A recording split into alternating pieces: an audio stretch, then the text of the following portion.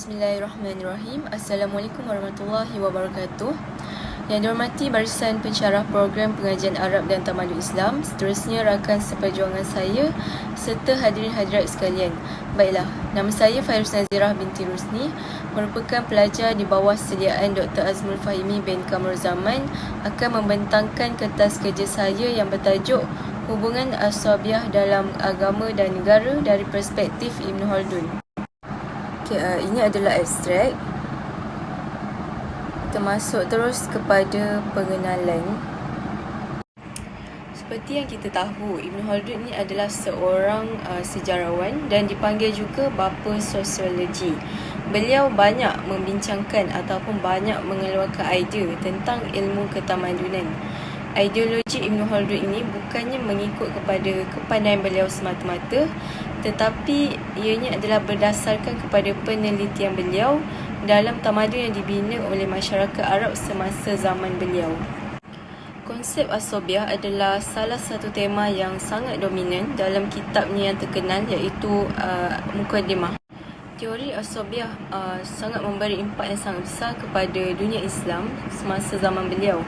Beliau menggunakan istilah Aswabiah ini untuk menggambarkan perpaduan antara manusia dalam satu kelompok supaya masyarakat terbentuk. Teori beliau berbeza dengan orang lain kerana sampai ke hari ini ada yang menafsirkan teori beliau itu sebagai negatif konotasi. Jadi kajian ini akan merungkai apakah teori Aswabiah Ibn Khaldun dan apakah peranan Aswabiah dalam proses pembangunan negara dan kesejahteraan masyarakat. Metodologi kajian. Kajian ini berbentuk kualitatif dengan menggunakan kaedah tematik. Ada dua bentuk bahan. Pertama bersifat primari, iaitu kitab Al-Muqaddimah. Yang kedua sekondari, seperti buku, artikel, jurnal dan seterusnya beralih pula kepada dapatan dan perbincangan. Yang pertama kita akan lihat teori semangat kekitaan, iaitu Aswabiah Ibn Khaldun. Ibn Khaldun melihat Aswabiah ini dalam konotasi positif. Dalam konteks istilah Aswabiah, beliau memberikan tumpuan kepada kumpulan ataupun masyarakat. Berbanding dengan orang barat, mereka menumpukan perhatian kepada kepribadian ataupun individu dalam istilah Aswabiah ini. Menurut Siti Nur Azhani, Aswabiah ini adalah satu perasaan saling sayang menyayangi sesama ahli dalam sebuah kelompok yang dapat membawa kepada sikap taat setia, saling tolong menolong, hormat menghormati, hidup secara bersederhana, patuh kepada norma masyarakat dan pemimpin, berani serta dapat membuang sifat-sifat pentingkan diri dan individualistik. Walaupun istilah Aswabiah ini ada mempunyai konotasi yang negatif, yang sebenarnya dia dikecam dalam Islam, tetapi dia boleh digunakan untuk tujuan yang positif. Namun ia tidak boleh dibandingkan dengan konsep persaudaraan dalam Islam jika seseorang itu mahu menggunakannya secara positif, kerana Aswabiah ini lebih memfokuskan kepada kumpulan sosial, bukan konsep persaudaraan yang berasaskan kaum ataupun keadilan, kepercayaan, bahasa dan semua jenis perbezaan fizikal.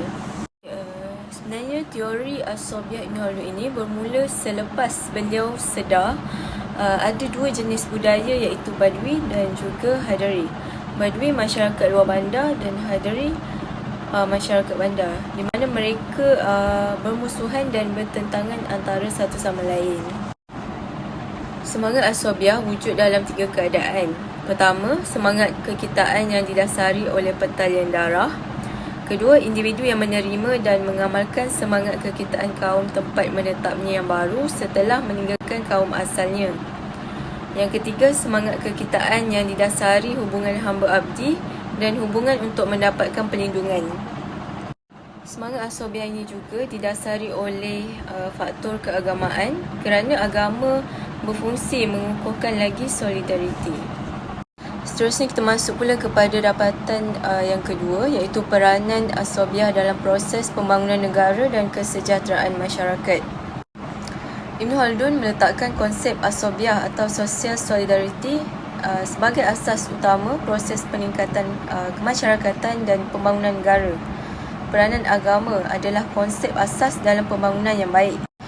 Dalam kitab Al-Muqaddimah Ibn Khaldun, beliau menyatakan masyarakat ada sifat semula jadi yang melahirkan perasaan saling menyayangi, pertalian kekeluargaan dan memupuk hubungan. Asabiah adalah satu bentuk hubungan yang terjalin antara pemimpin dan rakyat yang membawa kepada rasa kasih sayang dan semangat kekitaan yang kuat dalam kehidupan. Ikatan asabiah ini mewujudkan sifat tolong-menolong dalam memperkuatkan hubungan masyarakat dan juga kepimpinan. Dalam konteks politik moden hari ini, kita melihat semangat kebangsaan ataupun semangat nasionalisme menjadi pemangkin utama kepada perjuangan rakyat dalam mendapatkan semula hak-hak mereka. Kalau ada yang berpandangan semangat nasionalisme ini tidak ada kena-mengena langsung dengan asabiah, bermaksud pandangan itu adalah salah. Menurut Ibn Khaldun, semangat nasionalisme ataupun kebangsaan ini sebenarnya adalah bentuk lain asabiah di mana ia boleh menjadi positif ataupun negatif. Kalau asabiah yang bersifat positif, ia akan timbul semangat perpaduan dan muafakat dalam struktur sosial masyarakat sehingga dia boleh melahirkan sifat saling tolong-menolong antara satu sama lain dan lain-lain lah. Tetapi jika asabiah ini bersifat negatif, maka timbullah sikap angkuh, sikap tidak rasional dan menolak prinsip keadilan semata-mata atas dasar kelompok dan sentimen tertentu. Sebuah kerajaan ataupun negara akan mengalami 3 fasa, iaitu permulaan, kegemilangan, kejatuhan. Dalam fasa yang pertama, iaitu di era permulaan, adalah generasi kelompok primitif yang amalkan kehidupan biasa. Mereka biasanya tinggal di perkampungan. Lepas mereka mendapat kuasa dan berjaya membentuk sebuah negara, maka berlakulah peralihan taraf hidup daripada primitif kepada kehidupan bandar yang mewah dan selesa. Kemudian fasa ketiga inilah yang patut dirisaukan, iaitu fasa kemerosotan.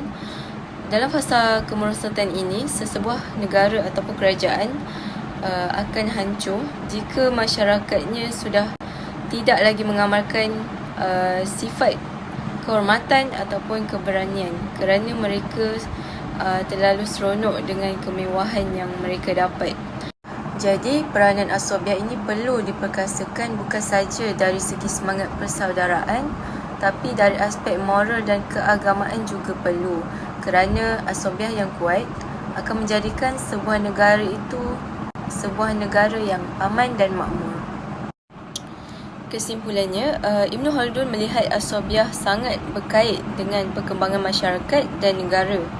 Beliau menegaskan sentimen daripada asabiah ini boleh menyumbang kepada perpaduan sosial dan juga kuasa politik. Asabiah yang sebenar tidak boleh bergantung kepada kekuatan fizikal semata-mata. Komponen agama dan moral juga perlu supaya asabiah itu kukuh. Dan inilah kunci bagaimana bangsa Arab yang dianggap tidak bertamadun oleh bangsa Parsi dan Rom boleh membina peradaban yang lebih besar. Jadi asabiah yang bertunjangkan kepada agama akan membawa kepada kekuatan politik. Jika tidak, sebuah tamadun itu pasti akan hancur. Ini adalah rujukan. Itu sahaja daripada saya. Sekian, terima kasih.